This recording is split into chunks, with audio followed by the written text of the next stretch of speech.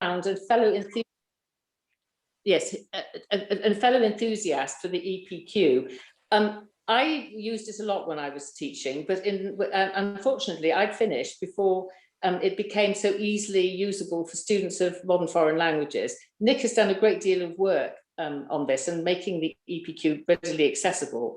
We're planning certainly to do a second webinar, perhaps in the autumn term, when we look in more detail about how you actually get things off the ground. And this is really an awareness raising thing, an encouragement to you colleagues to think about it and perhaps have those initial conversations with senior leadership about how this might work in your school. Okay, Nick, it's all yours. Hello, so good to meet everybody. It's lovely to see some familiar faces out there. I'm Nick Brown and I'm based up in Lincoln or down in Lincoln perhaps. And I'm going to talk about the extended project qualification. Now, we are going to stray a little bit away from languages on some point, just to purely tell you quite how big this qualification is.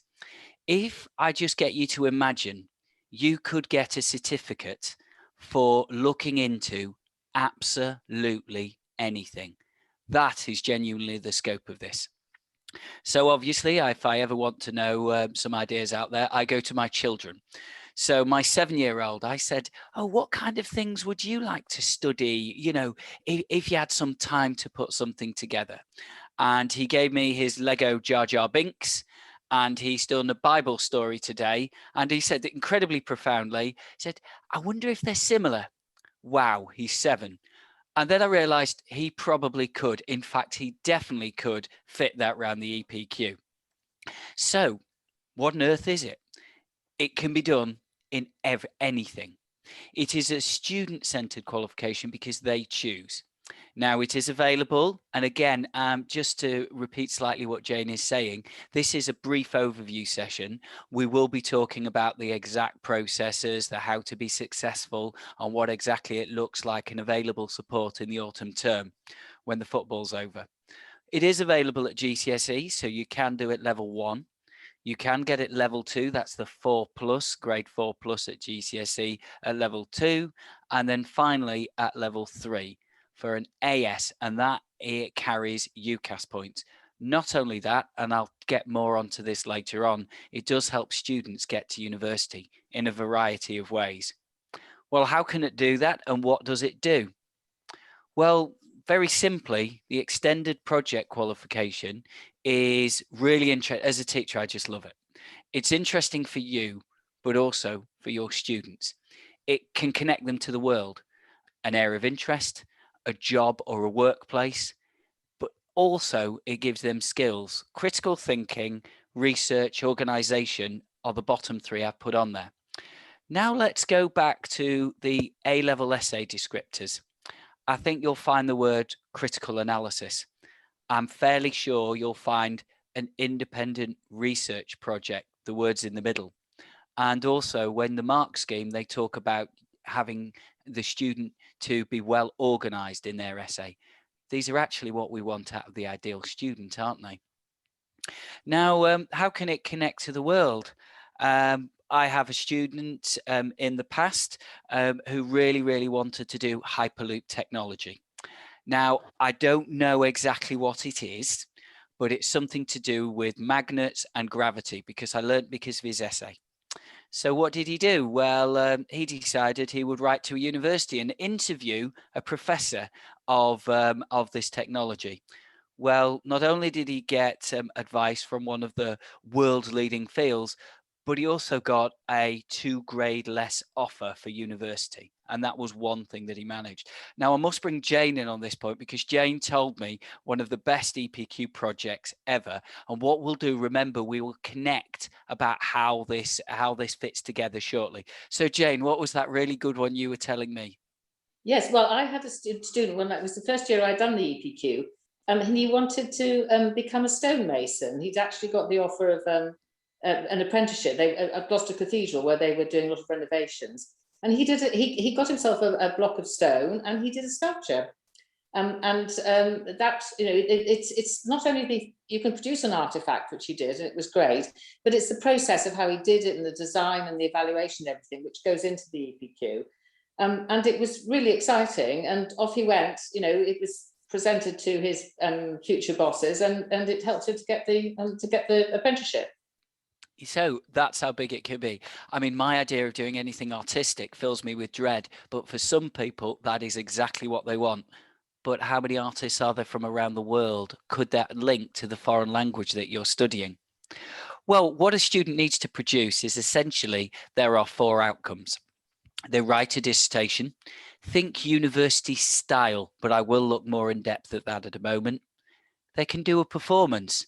Again, I will never be a dancer, and my wife will attest to that, but somebody could do a video of a dance or a live dance and then discuss how they came about that. Drama, for example, in any language. In any language. I'll say that performance one, in any language. Now, they do have to do a report next to it, which has to be in English. And that is the process, the design, the reflection that we'll talk about more, which is really where I think the EPQ has so much value. But they could also do an investigation. Unfortunately, during COVID, one of mine didn't happen. I just traveled back from the Middle East. I was about to lead a trip out there to Qatar. And one of the students was wanting to do, how does a country prepare for the World Cup? Now, the world has changed a lot since then, but that was the notion. What a fantastic idea. But remember, it can be on anything. Now, this is an actual one I conducted a few years ago, and I'll tell you how this young student's EPQ came about. So there we are. We have Sarah at the end of year 12. We watched Laine. I'm sure several of us have in French, and she fell in love with it. Now, then at the A level, she goes on. There is the cinema topic, and she really enjoyed that. And she said, right, that's it, Mr. Brown. I've decided I'm wanting to do French and film studies. And so she looked at the working title, The French Cinema Dominates the International Stage. I said, okay, can it be discussed? I like to what extent it's my go-to. So she said, well, I'm going to interview some people. So she went to the film club that we had and a university academic. She reviewed articles, she looked at Les César Awards, she looked at the monetary value of the films compared to investment. She got quite in depth here.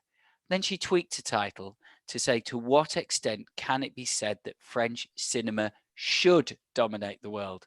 Because she was disappointed that it didn't. She wrote it up, and now she's at university doing French and theatre and film studies with a little bit of theatre. She's specialising in that now. That actually, the EPQ shaped her path. I've got on one that has just been written. He likes the Olympics. He likes ice skating. Well, he decides ice skating is too subjective. This is a 17-year-old. And so with the help of others, he's actually written a coding system for those ballet dancers in the room based on Lab notation, so it can be accurately marked. And he has written to the Olympic Committee and said, ice skating, Olympic standard, it's too subjective. Here's your solution. That's what it can do. Some fascinating ones I've had over the years. Now, as I say, the student is in the driving seat. This is choose a topic, discuss, debate the arguments, batter them down from the old French, speculate, think, come up with your own ideas. We only need a title that can be discussed. Clearly, you can't study anything if there's no research on it. So there needs to be something out there that they can hang the information on. So that's something to bear in mind. Now, alongside a language, it could, I'll just move in fact, I'll put you at the bottom. It could do quite a lot of things. It could run alongside the A level and dig deeper. You've seen the idea of the film studies. It could add cultural insight, for example.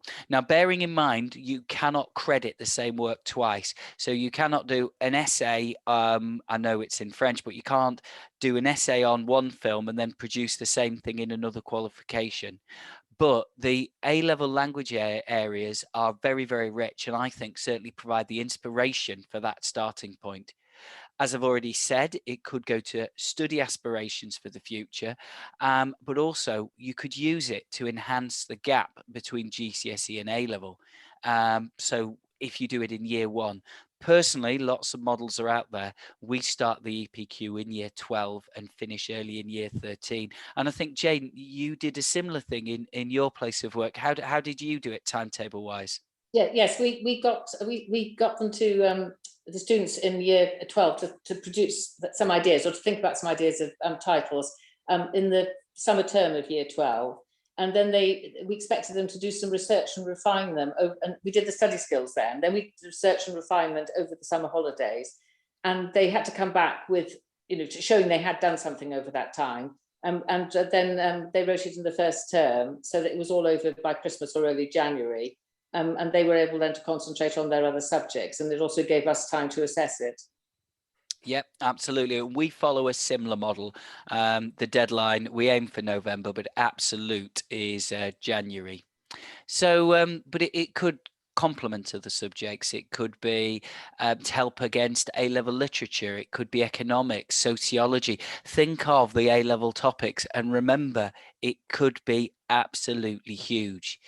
Now, although I am pure A-level languages all the way, as you can imagine, it could be used as an opportunity to study a language that is not offered by the school.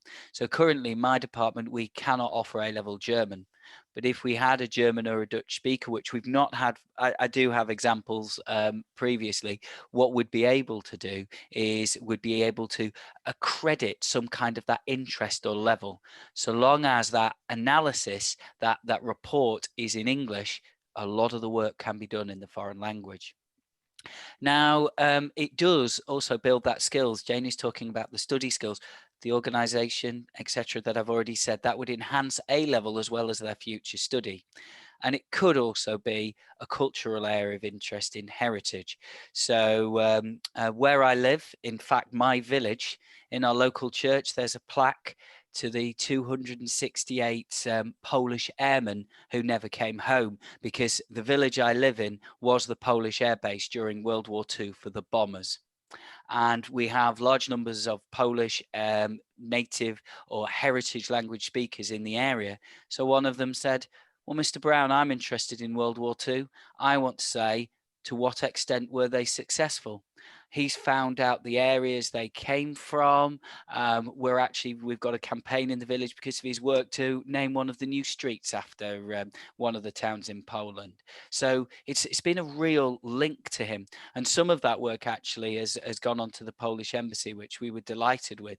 But what a fantastic thing, because it meant something to him, to celebration of the fact, I'm not a foreigner. Polish people have been here for a long time and in this area, was how he felt. He felt very much an insider, which was crucial. Now, so all of these ideas, we're throwing it around. What do they have to produce? Well, like a university, it's around 5,000 words. It's an introduction. It's a literature review, which always sounds very grandiose, but of course we mean articles. I do have a thing about beyond Wikipedia, go to Google Scholar, but that's for a different day. It has to be reputable. And I'm afraid Wikipedia is a good starting point, but go to primary sources. They need to be able to discuss the problem or issue or whatever they're doing, conclusion, and a review. Now, that review for me is vital because it also talks about how they have improved. So one of the recent ones I've recently marked was serial killers, born or made. But the crucial thing in the review is she actually said, well, it's such a big question. I needed to be very clear with my questioning. She's learnt a lot and she's going on to university to do literature. So that's vital. Now, a performance. Now, it is a performance, as we think now. That could be Chekhov, that could be Molière, that could be a Tchaikovsky ballet. It really doesn't matter. But accompanying that could be all in the foreign language. It could be a song. It could be anything. A new song along the vein of Louise Attack, because I saw Belgium play earlier. But then the academic report at the side, that is what must be in English. The previous bit doesn't have to be. You could write a play in Romanian, but the academic report will discuss what it's about. A-level Romanian doesn't exist, but actually this is a way of getting there. They also, as well, with all of these, which I didn't mention in the first, they do a presentation which sets out their objectives and questions. You've had some interesting presentation sessions, Jane, in your time? Yes, we have. Because it's so wide ranging. I've not actually had the serial killer one, which I think I'm quite glad about. I had a very interesting one a few years ago when a student decided to write a musical score for a video game that he was very fond of, which it was an early one. It had never had a score attached, and he got permission from the game creators, and he wrote the score, which is really complicated because you have to have different music for, you know, what the players do if they go to the next level or whatever. And he was a really shy lad, but he gave an absolutely brilliant presentation about it and showed us, you know, what he'd done. It really does bring out aspects of students that you don't see in other areas. Yeah, no, absolutely. I have had one. I have had one of a colleague that I wasn't the supervisor of that one, where they built a car. It really is that big, but we could, as I say, we've got to link these. Now, I'll just clarify what I put at the top of these slides because I think it's of interest. 1,000 words is the minimum. 1,000 words, roughly speaking, is the minimum. Please bear in mind, I've done some work on this with one exam board, Pearson, because I'm so passionate about it. But of course, other examples are available. So I've been very, very vague on exact numbers, but it gives you a good flavor, I think. And we will dig deeper at a future time. So 1,000 words is enough for the report, and that will qualify. And there's your EPQ. I would suggest you need 2,000 for the top grade. Any more than that is what you wish to put in, but you do need more than the 1,000 because you do need to reflect on why you've chosen that music score for that particular character, for example, etc., etc. So an artifact, this is where the stonemasonry had come in. This is what it had fit under. This is where the car fits. So the same as what we've said before, the product, and then that discussion. And again, I won't repeat, but the 1,000 to the 2,000 words. It could be longer, but it doesn't have to be. It depends how concise you are and how much you go straight to the point. Right. Now, a lot of people pose some questions. What I'll do, obviously, is I'll take some questions from everybody at the end. But I just thought I'd throw these in just to get you thinking. Now, these different types of projects are absolutely of equal value because it's about the journey. That's the important thing. That's why I say in the driver's seat. And where can languages come in? Well, languages are everything. The one thing I really feel strongly about being a linguist, I think one of the reasons I got there, I know Liz and I have spoken before in the past, I do believe it's good to talk. And we've chatted for very long times, which I think is testimony to that. But actually, with being a linguist, we learn a lot about we learn a little about a lot of different things. The world is open to us by reading those articles or ideas. So really, it can be anywhere. Now, that investigation could be conducted purely in French. You know, why is France going to win the Euros this year? Could be a question. To what extent do people believe it? They could carry on all their interviews in French, but the report must be in English to say why they've come up with those questions, what it means, etc. So it really, really can go on and come up with some good ideas. So I just thought of some tempting titles. Some of these I've done are very, very similar. But what I've actually done, and I shall move these pictures out the way, what I've actually done is just come up with some very similar or identical to the ones we've done or some other ideas. So to what extent French cinema, is Colombian Spanish different? To what extent? What makes it unique? How is the culture of Berlin unique? I remember having a lesson on Eastern Berlin slang. I remember that. I remember a little bit. The impact of Flaubert on modern literature. Why do French as a society have longer life expectancies? All that wine and cheese, I would love to know. Answers on a postcard, please. How German is English? To what extent are we a German language? And how learning Georgian has been a challenge. Now, this wasn't done, but I speak a bit of Georgian. I find it fascinating and incredibly difficult. So if you ask me, Nick, what would you do your EPQ on? There you are. So I put that for me. How significant was the role of Polish airmen serving in England during World War II? What is the most popular food in Russia for young people? And what makes Qatar unique? So remember, we were going over to Qatar, a questionnaire and an interview. What makes Qataris Qatari, etc. Fascinating one, but unfortunately that one never happened because of a certain virus, which I don't think I need mention.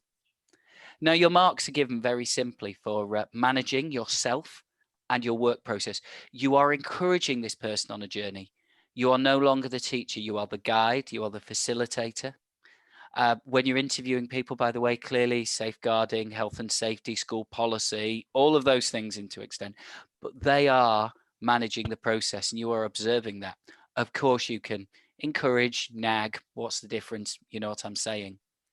They get marks for using the resources and research because they want to actually get that information and critically analyze. Look to the A-level descriptors again. In GCSE standard, all they need to do is regurgitate them and give ideas what it could mean.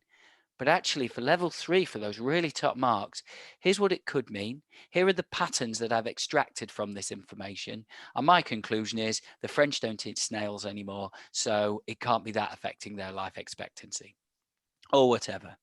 And remember that the developing and seeing it through. When else do you say you get marks for tenacity, perseverance, resilience? But what is learning a language? Perseverance, tenacity, and the sum of lots of little parts. So I put that to you. It is about the project and reflection in the end.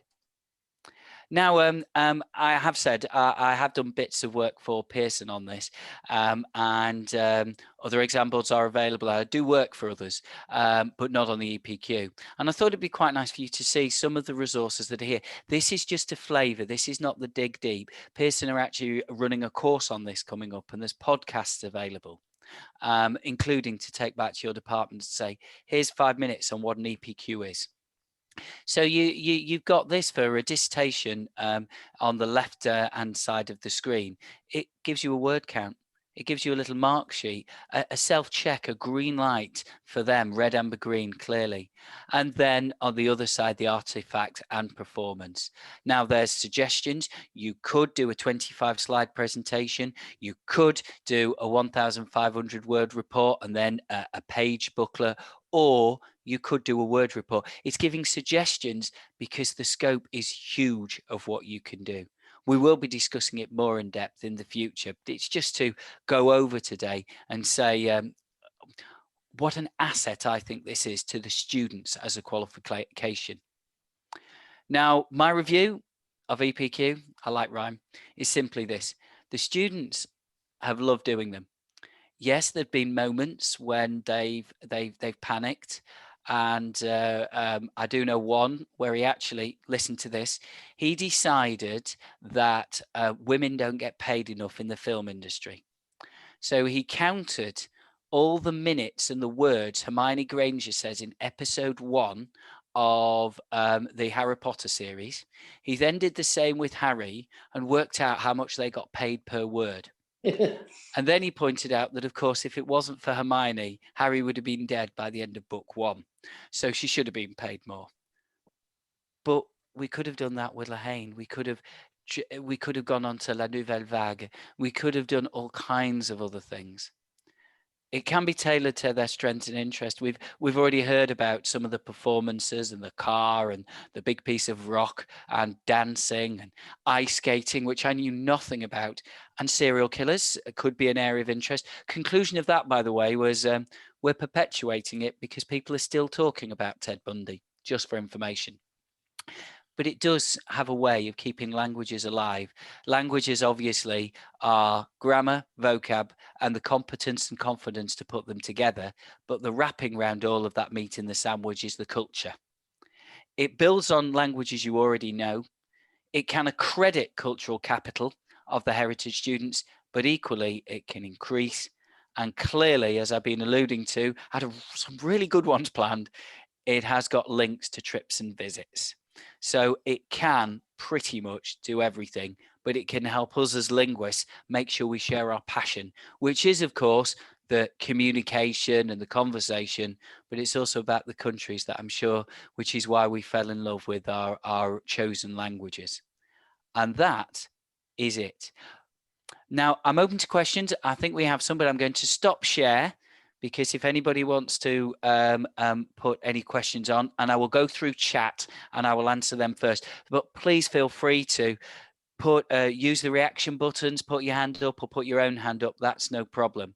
So if I go all the way up to the chat, just to make sure what I've got, I have got, right, the student I'm supervising, Celeste, this sounds brilliant, is looking at the impact on the French Revolution of the way in life in France today. She will be looking at Les Manifestations. Yeah, I mean, the very fact it's named after a place in Paris. Oh, that is an amazing topic. I'm impressed by that. My mum was in Paris on her honeymoon during May 1968. Right. Oh, really interesting to see what that does. And you have similar timings in your school. Wow. Inspiring stuff. You get one serial killer essay every year. I suppose there must be restrictions. It would be great to give everyone an audience. I agree, Helen. Now, thank you, Jane, as well for the minimum words, etc. Because obviously that's really clear. I'm trying to speak in general terms, but it's absolutely correct that we do that. A year 12 student here who looked up growing up bilingual and the development of her love of languages and psychology. Now that is fascinating. I really like that idea. And of course, plenty of scope to do in primary sources in the target language. Of course, you are encouraged, in fact, required to do an independent research project for A-level. Now, Laura, there's a really good question here. How have students managed their time and demands on their A-levels? Well, to be honest, they do, because I'd suggest I'll bring Jane in for her perspective here. And what they do is, I think they become actually more efficient. Yes. Jane, what do you think?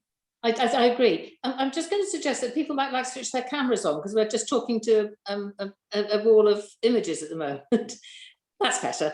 We can see. It's nicer to see you all there. Yes, they do. It gives them the scope to fit in with their. I think it improves their skills in managing it.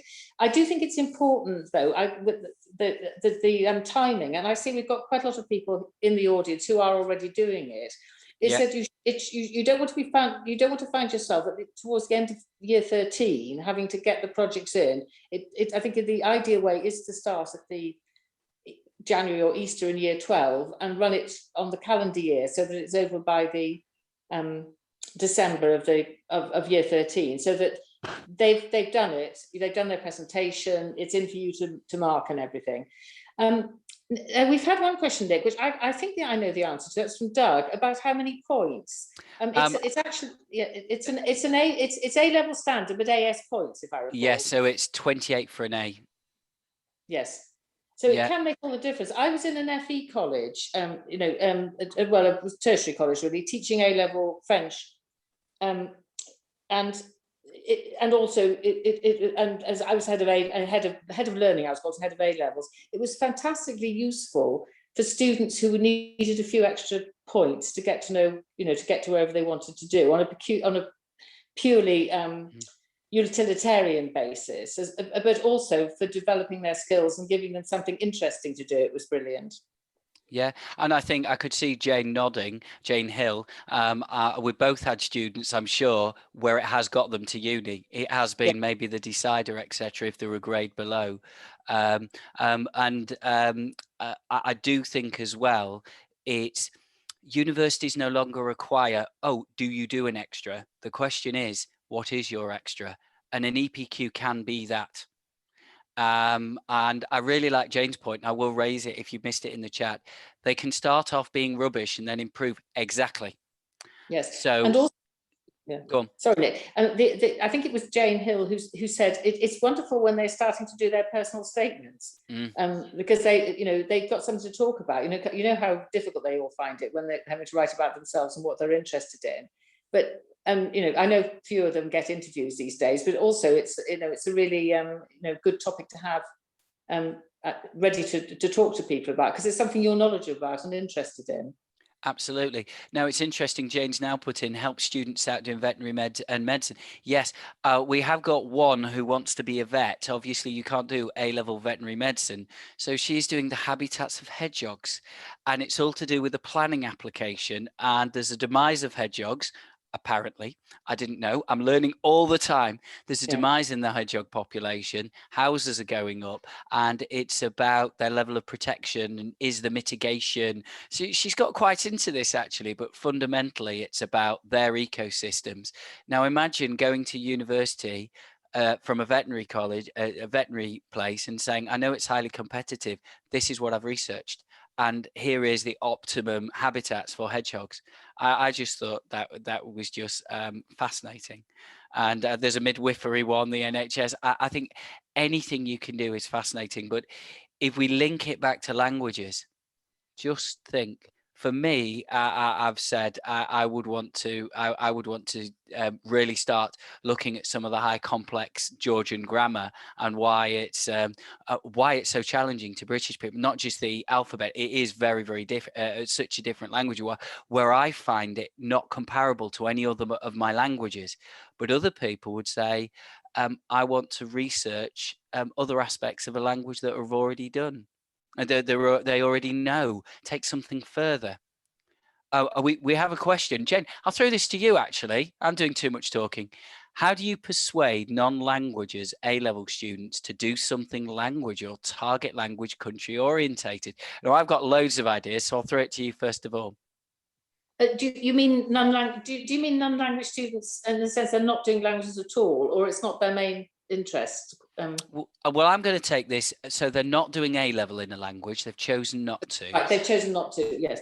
Well, I think you're not right, but certainly in my experience, you'd often find that there were students who would perhaps have liked to have done an A-level language, but it won't fit into their timetable, or who have got their own interest in perhaps, as you said, the languages of their heritage or the cultures. And it's just very often you'll find that suggesting they might do something like that really appeals to them, because it's valuing something that's important to them, which there isn't any other way in the system of doing. I don't honestly think that you shouldn't. It's against the spirit of the thing, and it doesn't work to absolutely insist that the student does a specific thing. If they really don't want to, you've got to let it go. Yeah. But think, if you can think creatively and give them a bit of a push and say, well, you know, you're really interested, for example, in I don't know, let's say adventure comics or adventure games. Why not do something about what it's like in France or Germany, or how people, young people of your age, think about them, and get them thinking on something language related, but slightly different, and playing into their interests. As you say, Nick, anything's possible. So that, you know, as long as there's literature, as long as they can research, they can do it. Yeah. I mean, I do have a student in this year. Now he is coming back. He's not going to do A-level French. He's worked very, very hard for his tag, which is good, but not necessarily good enough for A-level. He knows that. I know that. I can't give him the grade, obviously, but he feels where he is, and he knows where he is, and I'm pleased with where he is. But actually, the reason he did French is he wants to be a chef. He wants the chefing terms. So it's about saying, well, have you thought about, you know, Michelin star, something like this for an EPQ? What a brilliant idea. And that's put him on the path. So he will be doing A-level food tech, A-level chemistry, A-level bio, but actually fundamentally he wants to be a chef later. I did wonder whether straight to catering college, but he's made a decision to go later and consolidate his A-levels. So echoing what Jane says, you can't convince them. It's about them, but actually you can present the ideas, and that's the important thing for me. It's saying, look, you know, we are one country. There's another 200. There's other ideas out there. Why don't you look beyond, but not necessarily telling them what to do? That's right, and they may not actually. Well, it depends, because there's someone in the chat now talking about good linguists who aren't going on.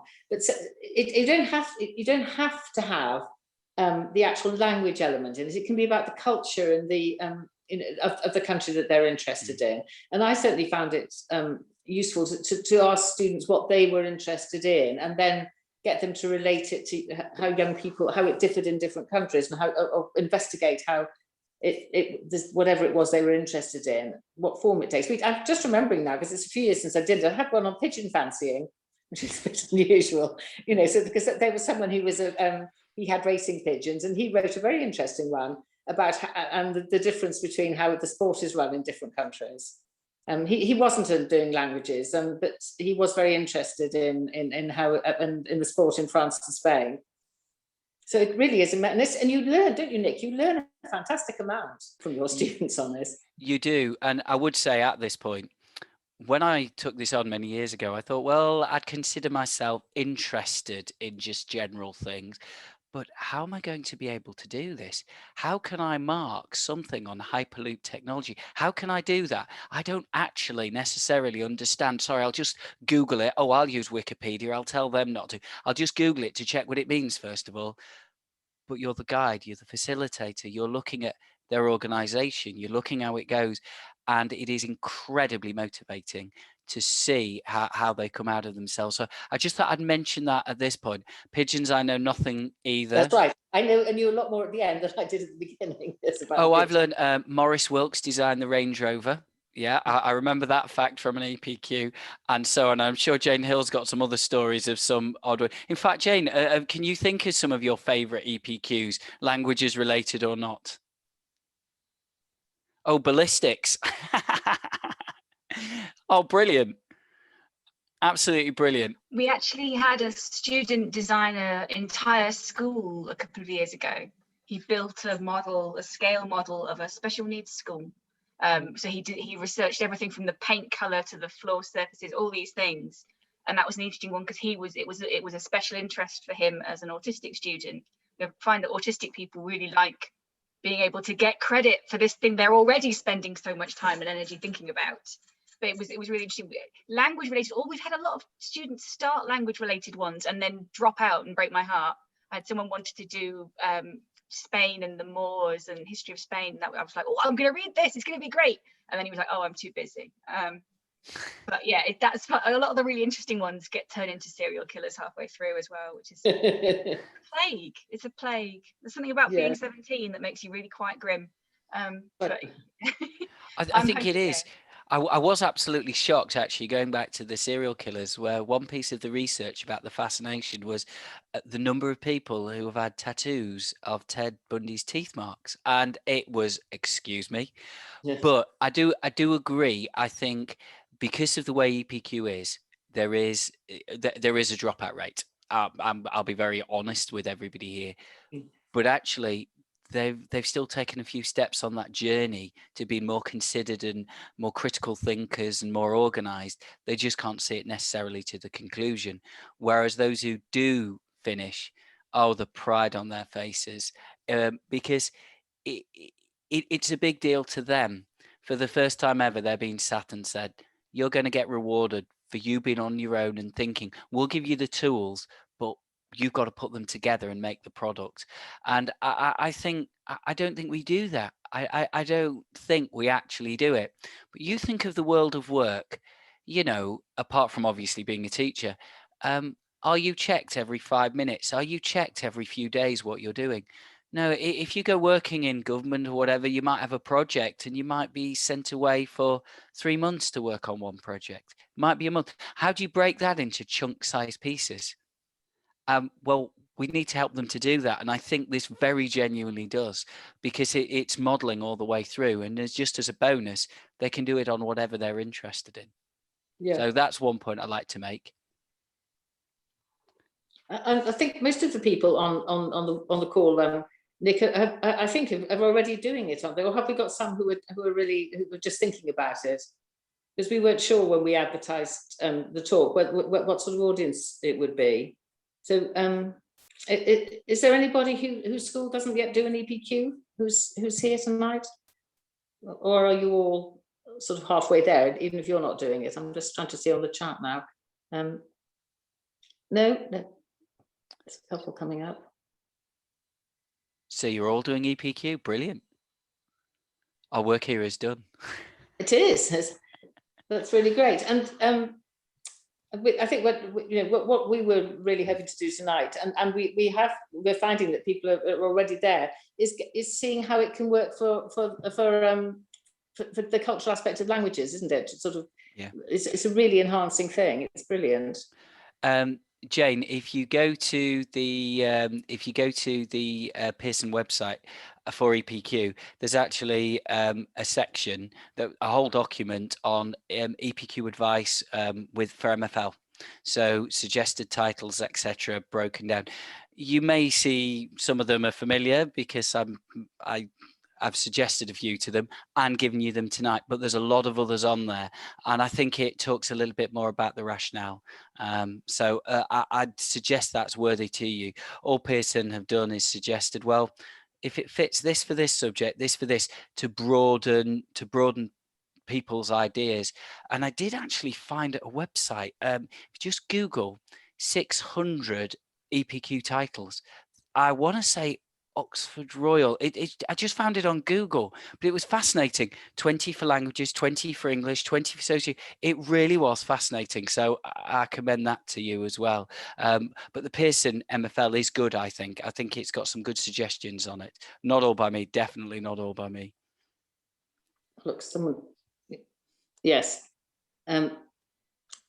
That's right, and also, the titles like that, like Nick has given us, or on the other ones, they're really handy for giving students who don't know where to start something to think about. So to sort of see the kind of things they could do, because sometimes it seems a bit daunting. Just you find something that you're interested in, research it. But a lot of students would need a bit more help than that when they're in year 12, I think. Yeah, well, I mean, you wouldn't have all your food in one sitting.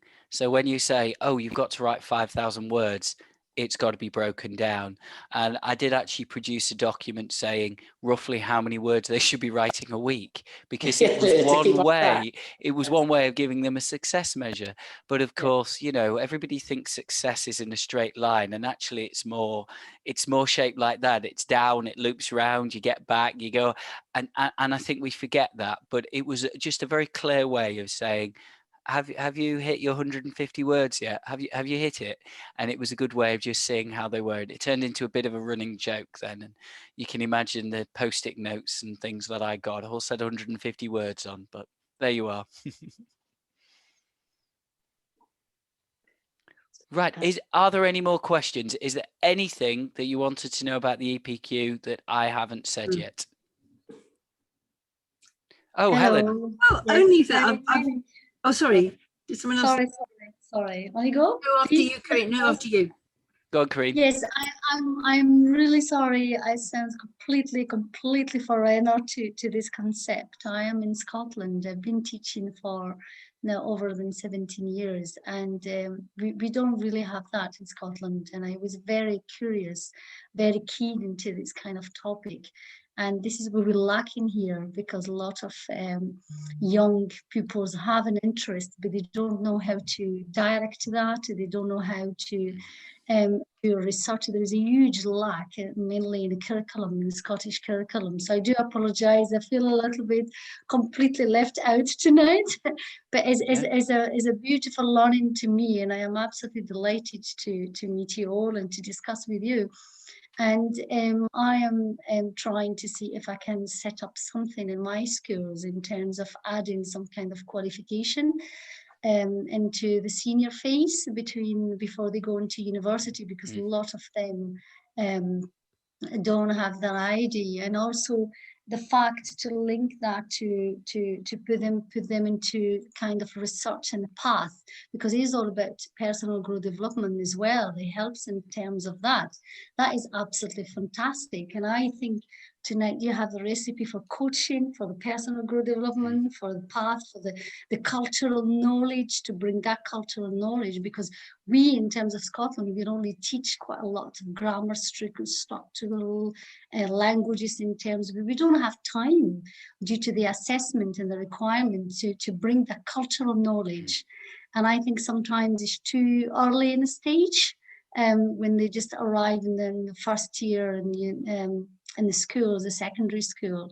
But by the time they reach a third year or fourth year, then it's too late for them because the choices has been already made. And I think this is absolutely fantastic. So that's completely new for me. Well, that's great. And that's something that I would like to implement here in language. Sorry. No, that's No. brilliant, Corinne. That's good to hear. Thank you. Thank you. And then Helen, I think you were next.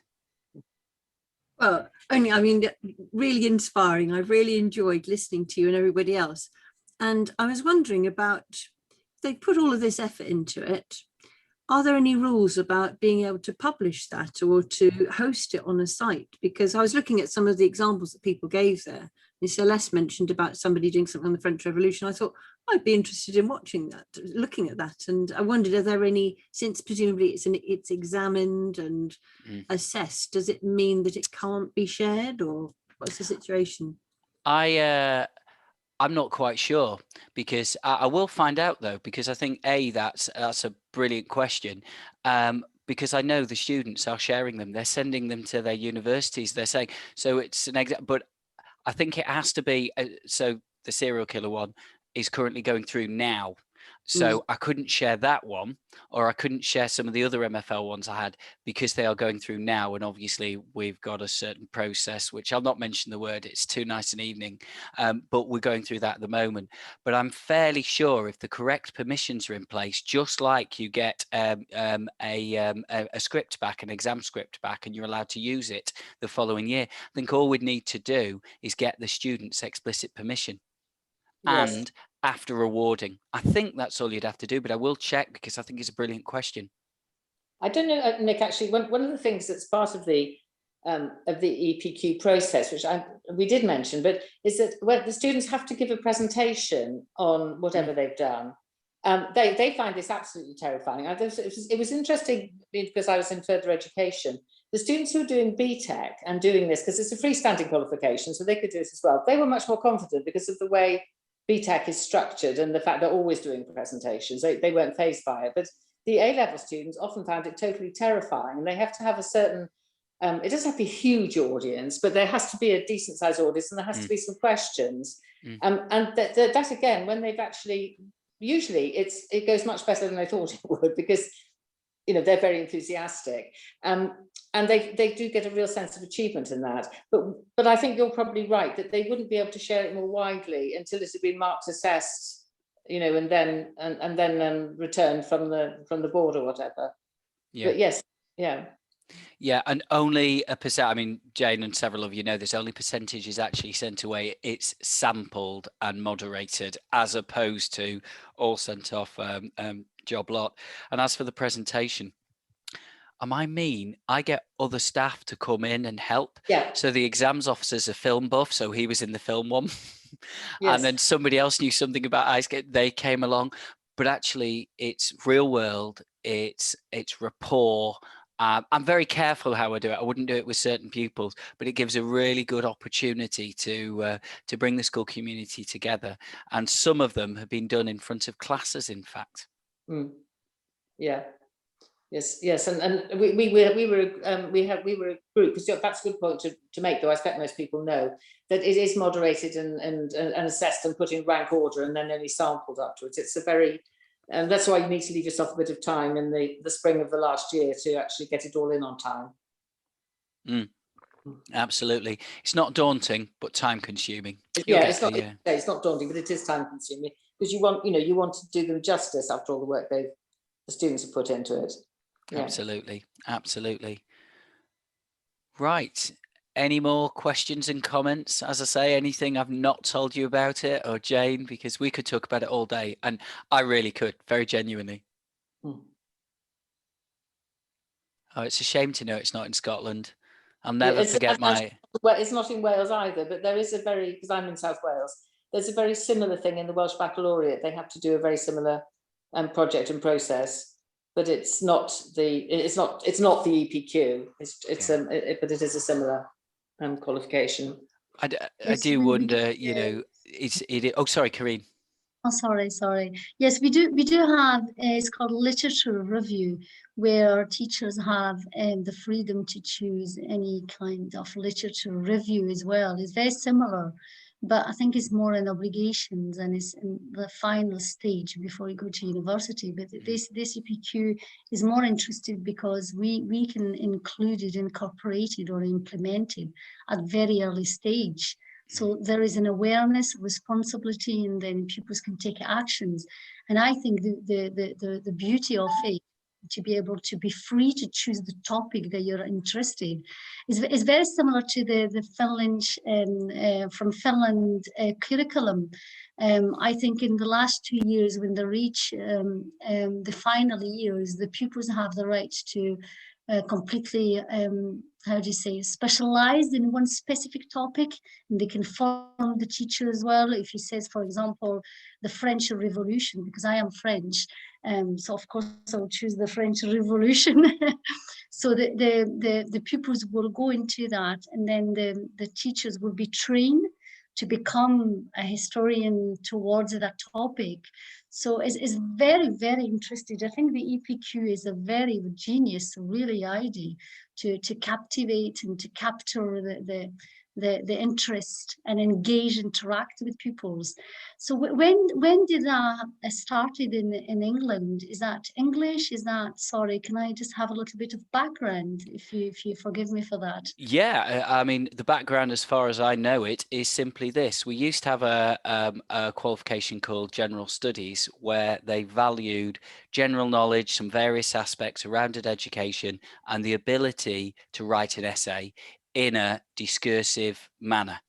So it fulfilled some objectives of, can you answer a question? The rounder skills, the wraparound skills. Have you got a bit of something beyond the curriculum?